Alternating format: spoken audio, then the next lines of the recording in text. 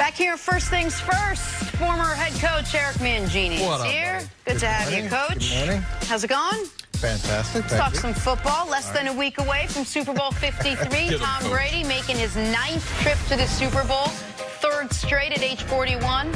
Jared Goff, first trip at age 24. This is Brady's 19th season in the NFL. For Goff, his 3rd. To say there's an age gap there would be like saying Mangini might watch the Super Bowl if he's home and all.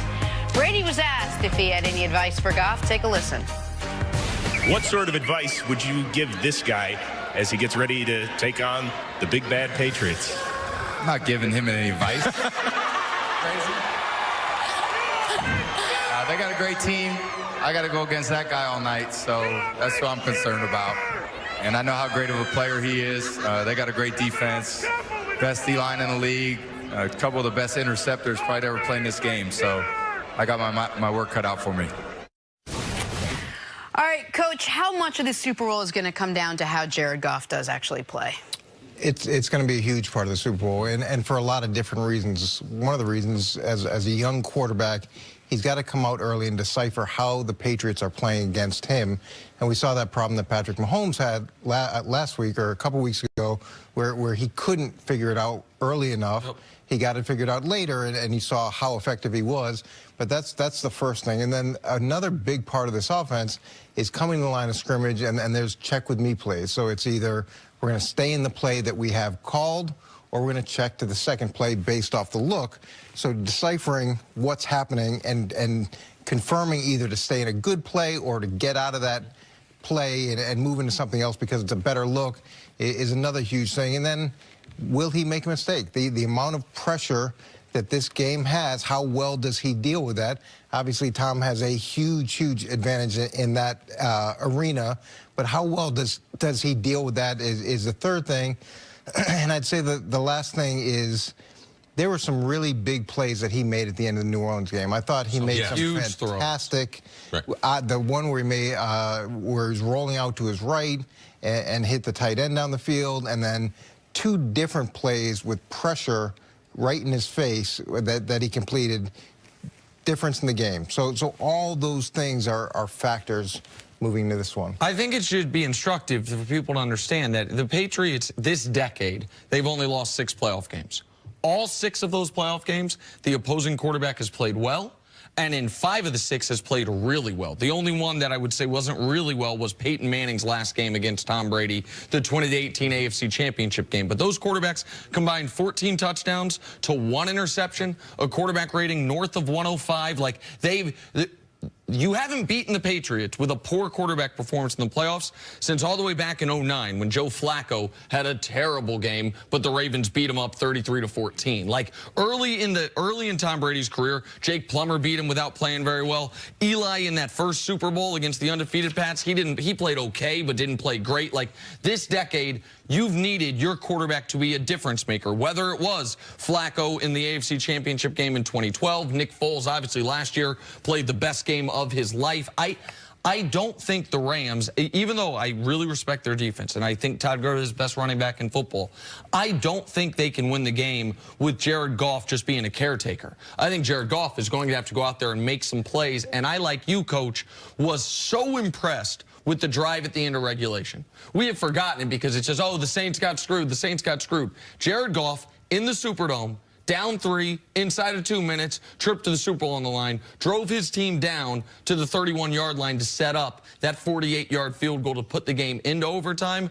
I thought that was big-time stuff from a play. That was the biggest spot of his career, and he came through. Why is it even in the conversation that Jared Goff and caretaker are in the same sentence, or game manager? Why does he sometimes get that reputation? Well, for one, it's how he started his career, and it's how when the Rams aren't playing well, you look at the script afterwards, and typically Jared Goff, those aren't his best games. I think that there's a certain people that watch the game either like Jared Goff or you don't like him, but they have all these preconceived what he's going to be like as an NFL quarterback. I think he's going to be an elite player for a long time because they built that team the right way. They got explosive players on the defense. They got a great young head coach that's going to be tied to that guy, and ever since he's got there, all they have done is win games. So I think that people, they don't allow players to develop anymore, and they definitely don't allow quarterbacks to develop. So we want a guy to be seasoned. We want a guy to make veteran decisions.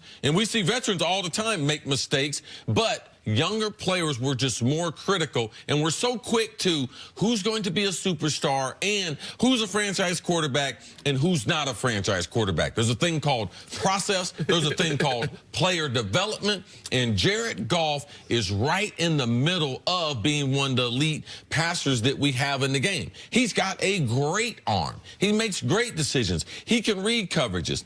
He had one of those run-pass options in the New Orleans game. After reading McVay's clips after the game, he said that audible of to Brandon Cooks down the sideline was one of the better throws and decisions Jared Goff's made in a very young career. But Bill Belichick, I think, is 17-0 against quarterbacks under the age of 25.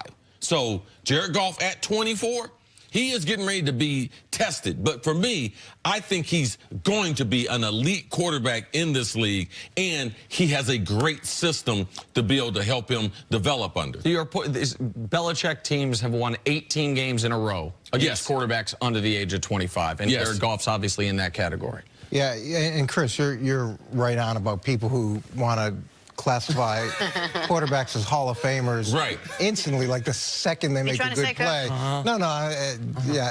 But with Jared Goff, I thought the other interesting thing from last game was New Orleans was going to heat him up. So their principle early was, if we can hit him early and get him off his game, then we've got a real chance to disrupt him throughout the course of the game. And he made a mistake early, but he came back, and the poise that he showed under pressure in terms of blitzes, not the pressure of the moment, I thought was very impressive. Now, it's not going to be like that necessarily in New England.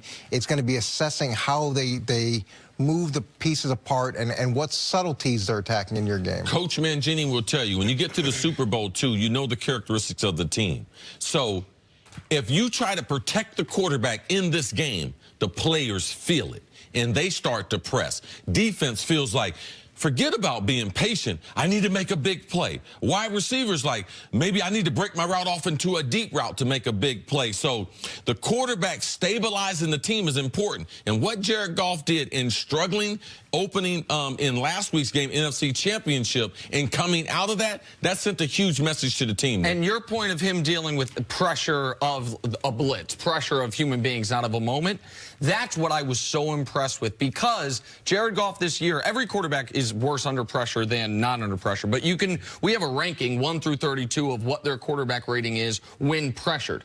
Jared Goff was 28th in the league in that category. That was his biggest weakness of his game, is if you can get to him, he can't deal with the situation. In that NFC Championship game, he did in the biggest spots. He's going to have to in the Super Bowl. And the other thing that is the pressure of the moment too. And we talk about this with guys who sign big free agent contracts or guys who are in games like this. You don't need to be different than who you are and what brought you here. Sometimes people think, I've got to be better, and in an attempt to do that, it ends up being worse. Just be who you are. It's the advice I gave you when you joined on here, and it's been really working out for you. So you're right, the pressure of that moment. You be you, Coach. You be you. Thanks. Coach, stick around. Coming up, did the Rams shoot themselves in the foot at Media Day? That's next on First Things First. It's so funny because it's the exact opposite Chris and I keep giving Jenna. Don't be you. You got to try to be someone different.